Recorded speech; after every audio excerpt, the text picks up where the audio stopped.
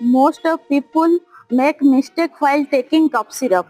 After having cough syrup, immediately drinking water is not good because cough syrup contains glycerin, honey and plant extractions. Whenever we are taking cough syrup, it will form a protective layer over mucous membrane of the throat. So it not only soothes the throat but also it controls irritation and cough reflexes. So whenever we are taking water after immediately cough syrup, it will wash it out and it will not give a satisfactory result.